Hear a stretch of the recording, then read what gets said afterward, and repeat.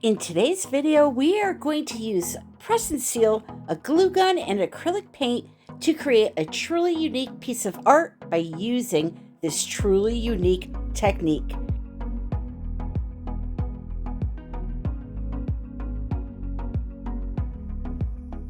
Please remember to subscribe and ring that notification bell.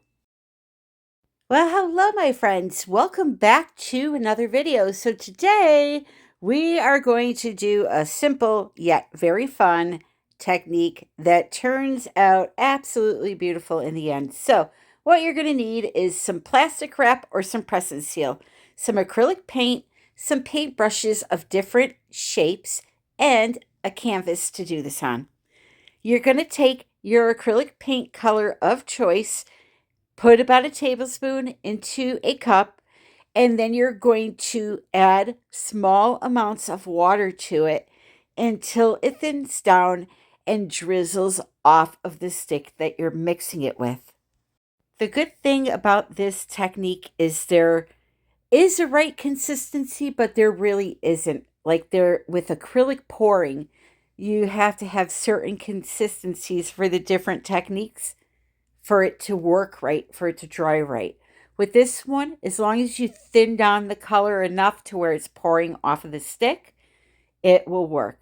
So here I added about a teaspoon of water. It was not enough, so I added about another teaspoon of water to it. In the end, for a tablespoon of this medium body paint, I used 3 tablespoons of water, and this is what my consistency looks like and what you want yours to look like. So here are the colors that I've chosen for this painting. I'm going to start off by spritzing the canvas with some water. Now, I keep calling this a canvas. It's actually an artist panel that I bought at Blick. You can find them on Amazon. I will try to find them on there and link them for you in the description. All right, so moving right along. Before I start, I'm going to spritz the canvas with some water. I want it to have a little moisture to it. You don't want to soak it in water, just lightly spritz the surface and then drizzle on the color or colors that you want your background to be. Then you're going to take a brush and you're going to just smear it out. It doesn't need to be anything fancy. Just make sure it is covered. Of course, once you see this technique play out, you're going to learn or you're going to realize that you can do all different sorts of things with the background. But anyway, you just want to keep brushing and brushing until it's somewhat covered. You can see a few areas there are rejecting on me, and that's because I handled my canvas without gloves on, and I transferred some oil from my hands onto the surface. So pro tip, try not to ever touch the front of your canvas to avoid things like that happening. Or if you're going to handle it, wear gloves. So now I take my press and seal, and by the way, you could do this with plastic wrap as well. And I kind of just lay it on top and pat it down. What this is going to do when I lift up is it's going to create a cool texture. And here's the cool thing. Because this is a wet surface you're working on top of, if you don't like the way that looks, you could literally go over it again. You could literally take your brush and spread out the paint again and start over. As you're going to see here, I'm going to go over both sections twice with the plastic wrap or press and seal that I'm using. And I'm going to continue to do that until I'm happy with what the background looks like. Now, this is only a background, and most of it will be hidden by the painting I'm about to do on top. But yeah, I want it to, have certain folds and look a certain way. And this technique, unlike acrylic pouring, allows me to do that. There's so many ways that acrylic pouring restrains you once you pour that paint onto the canvas. This one gives you so much freedom, this technique. So now I'm going to take some yellow paint, and I'm just going to make a little half circle on the edge of the board. And here I'm just showing you the texture of the paint, the consistency. It's very thin. But we're going to put some paint on the brush, and I'm just going to pounce a little half circle, as I said. And you're going to notice, even when I'm pouncing, that this technique, the way that it works, it's creating highlights and lowlights. It's creating a texture look. And the thing is I'm not trying to do that. The technique itself is doing it for me. So once I pounce this color on, I leave that to the side. I'm not done with it yet. I'll come back to that area in a few minutes. But I wanted to start making some bursts, some very long bursts coming out of this center, almost like rays. And I had a like tribal kind of theme in my head for this painting. So I took some red paint that I thinned down exactly the same way. And you're going to notice I don't put much on this brush. And I'm sorry, I think it's a dagger brush it's called. But I just want the paint to stain the bristles. I don't want it dripping off. And what I will do is I will do a long sweeping motion with the brush. And again, I tell you, experiment with your brushes because every brush will make a different kind of motion. I'm trying to think of the word, um, contours, things like that. If I used a round tip brush, it would not look like this. So play around with the brush tips. Now I'm going to, after I dip it in the paint, I'm going to do, as you see here, 6 or so swipes before I add more paint in, because what I'm trying to do is create different tones of that original red color. And you're going to see as I go along here that that's what's happening. So you see right here, I have not added more paint, and it's a shade lighter than when I originally put the paint on. And with this technique, that's key. Creating different tones, different shades, and in the end, it makes it look 3D. It makes it look like you painted that ray. Well, we're going to call them rays. You painted that ray.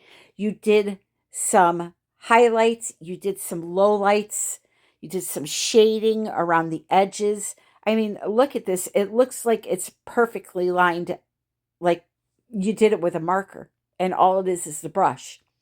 So now what I'm doing is I'm using a different brush and I just put it in a little water and I'm taking away some of the color that's on the board. And I'm able to do this because, again, I wet that board before I started. So now I have a whole other dimension to this painting. So you see, I just dip it in the water and kind of do the same motion with my hand, that long ray coming out. And then I also like to do, to get it lighter, even lighter, I like to take a napkin and wet it and turn it into a little point and just like drag it in the same direction as I was the brush. And now you see I have even lighter shade. Like it looks white, but it's not. It's like a very, very light pink at this point. But you can see I'm building layers by doing it this way. And now you're starting to see the depth of the painting. It's starting to look 3D. So now I have a light red, light naphthol red, I believe it was. The first one was just primary red. This is a lighter one that had a little orange to it.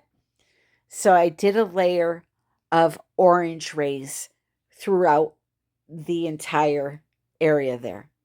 I want you to let me know what you think about this technique. The possibilities for design are endless. You don't have to do flowers. You don't have to do pathways like I did last week. There's so many things you could do. You could do a seascape, a forest, with a tree. So many options. So now I'm coming back to that little center, and I'm going to take some of that reddish orange color and just at first pounce it, just to show you how you can create texture in an area just by pouncing it on. It looks like a real flower, even though I'm not making a flower. It looks like a real flower center where like it's maybe a little bumpy in the center. I have a sponge, however, and I wanted to demonstrate how easy it is to blend with this technique. So I'm going to take a sponge and I'm going to just pounce on the entire area and watch how beautiful this blends together. Look at that. I mean, you can try to do that with a paintbrush and you can achieve that just by, painting and doing some highlights and lowlights. But look how easy this technique makes it to look like you actually did this with a brush.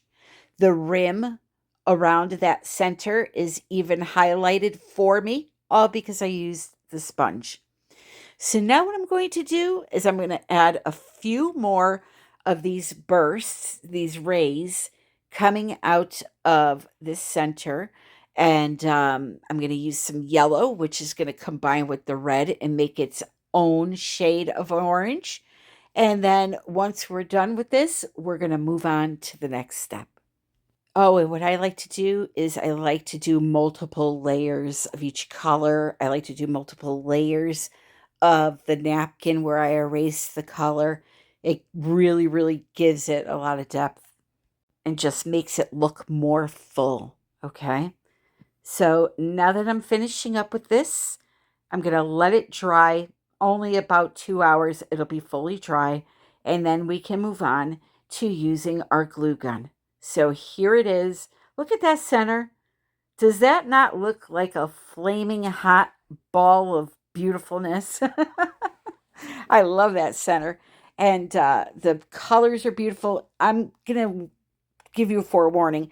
The colors are a little dimmer in person. It's my light that's, really making it bold. But as you can see here, this is a good representation. It's a little bit lighter. But what I'm going to do now is I'm going to add in my own rays.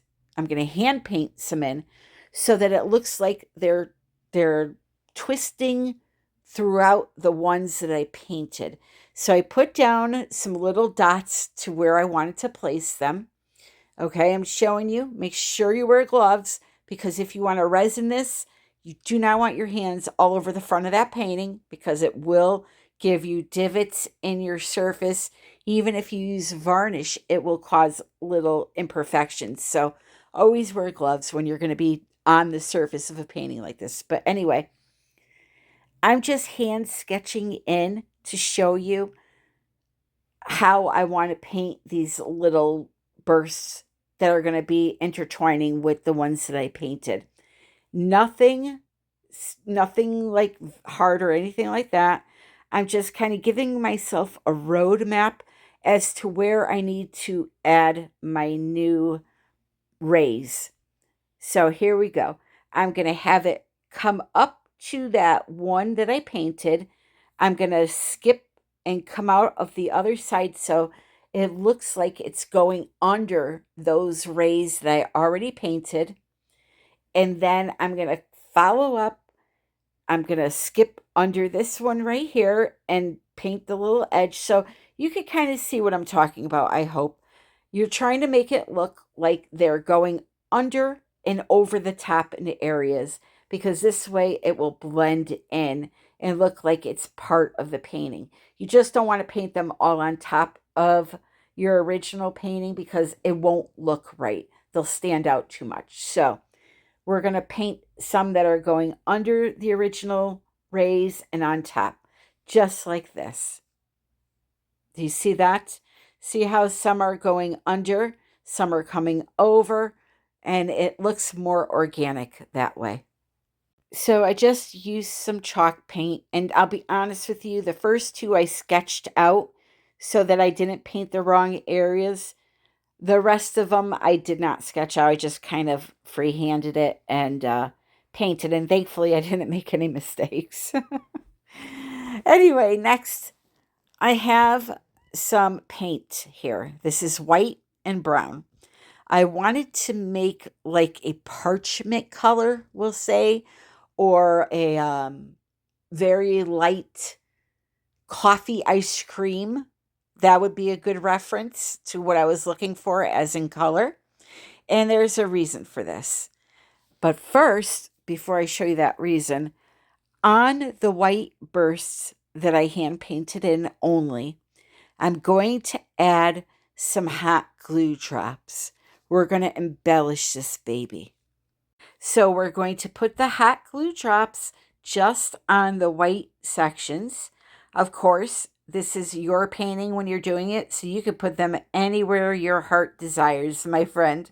I just wanted to have some of these embellishments going throughout the painting. So here's what it looks like after I added the hot glue drops.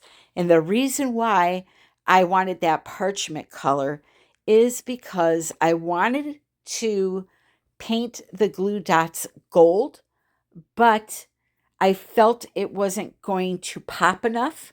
So what I did was I put some of this color on them first, and then once it dried, I went over them with gold. Because the hot glue is clear, I felt like the gold was just going to look crappy by itself. So we gave it a base to sit on top of. So all you have to do is just brush over the top of them, get those all colored up, and then you're going to let it dry, come back in, and then add your gold paint. Again, these are all acrylic paints that I'm using. This one is from Hobby Lobby. It's their brand. It's pearlized bright gold. It's a beautiful gold. And so I went over all of those with the gold once they were dry. And I'm calling this one a desert sun. It's got a tribal theme to it that I love. And yeah, I think it came out beautiful. And look how easy it was to do.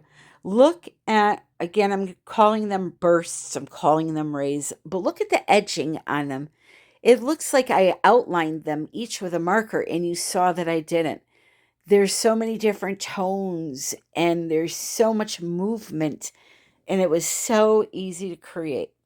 I love the white with the gold dots running through and over certain areas, and I love the background, the simple background. So I'm pointing out here, just how they're flowing through the pattern there. And yeah, that is it. I hope you enjoyed this video. Let me know in the comments what you think. Look at that center. I love that center. Let me know in the comments what you thought about today's video. If you enjoyed it, please, please, please remember to click like, leave a comment if you feel inclined to do so. You can even leave an emoji, like a thumbs up, whatever, a heart, a kitty cat. I love cats, whatever you want. And don't forget to subscribe if you are not a subscriber already. I hope to see you back here next Sunday at 3:30 p.m. Eastern Standard Time. I'll give you a little hint. The next week's project has a lot to do with buttons. We're going to use those old buttons we've saved over the years. That's it, my friends. Until next Sunday, I love you all and happy creating.